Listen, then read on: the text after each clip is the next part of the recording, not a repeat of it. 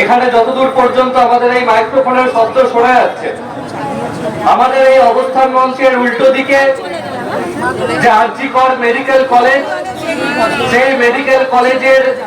গেটের সামনে মমতা ব্যানার্জির পোষা উর্দিধারীরা আজকে এখানে দাঁড়িয়ে বসে রয়েছে। যেদিন আমরা দেখলাম আমাদের এই তিলোত্তমা ধর্ষণ ও তার ধর্ষণ হয়ে খুন করা হলো, সেই সন্ধ্যেবেলায় এই পোষা উর্দিধারী বাহিনীকে আমরা দেখেছিলাম যে কিভাবে তার দেহটাকে ছিনতাই চুরি করে নিয়ে গিয়ে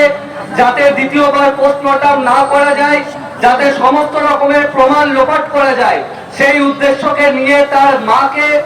এই মেডিকেল কলেজে প্রিন্সিপালের রুমে আটকে রেখে আর বাবাকে টালা থানায় আটকে রেখে তার দেহকে সোদপুরের বাড়িতে পাঠিয়ে এক রাতের মধ্যে তার দেহকে আগুনের চুল্লিতে পুড়িয়ে দেওয়া হয়েছিল। আর আজকে দাঁড়িয়ে আমরা দেখছি এই পুলিশ এখানে আমাদের অবস্থান মঞ্চের উল্টো দিকে দাঁড়িয়ে বসে বসে খোঁজ গল্প করছে, চায়ের চুমুক দিচ্ছে। আমরা বলতে চাই, আপনারা যদি সেই দিন দাঁড়িয়ে নিরপেক্ষভাবে ভূমিকা পালন করতেন, অপরাধীদের ধরবার চেষ্টা করতেন, তাহলে আজকের দিনে দাঁড়িয়ে আমাদেরকে এভাবে অবস্থান বিক্ষোভ করতে হতো না। আমরা দেখতে পেলাম যে সারা দেশের মতো আমাদের এই রাজ্যের প্রত্যেকটা প্রান্তে প্রত্যেকটা দিন নারী ধর্ষণ রুটিনে পরিণত হয়েছে। আমাদের রাজ্যের একজন মুখ্যমন্ত্রী যিনি বলতেন, আমি রাজ্যের মহিলা মুখ্যমন্ত্রী, রাজ্যের মেয়েরা আমার রাজ্যে সুরক্ষিত, যিনি কন্যাশ্রী থেকে শুরু করে লক্ষ্মীর ভান্ডার একের পর এক প্রকল্পের নাম করে নিজেদেরকে মহিলা দরদি সাজতে চেয়েছিলেন, আজকে দেখা যাচ্ছে সেই মহিলা মুখ্যমন্ত্রীর রাজ্যে নারী ধর্ষণ কিভাবে প্রত্যেকটা দিন বেড়ে চলেছে। আমাদের প্রতিনিধি দল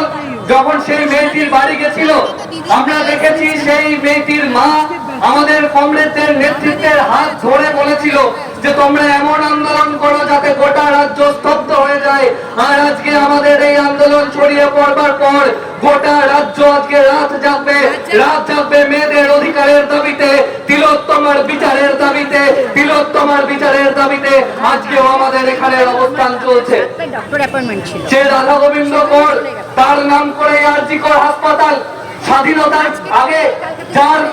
লড়াই গোটা বাংলার চিকিৎসা জগতে সাড়া ফেলেছিল, যার নামে এই মেডিকেল কলেজ, এই হাসপাতাল, আমরা দেখলাম সেই হাসপাতালের ভিতরে একজন ছাত্রী, পড়ুয়া, ডাক্তার, তাকে নৃশংসভাবে ধর্ষিতা হতে হলো, খুন হতে হলো।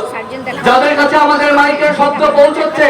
আমরা প্রশ্ন করতে চাই, আমরা বলতে চাই, আজকের দিনে দাঁড়িয়ে যদি আপনার বাড়ির মেয়ের সাথে এই ঘটনা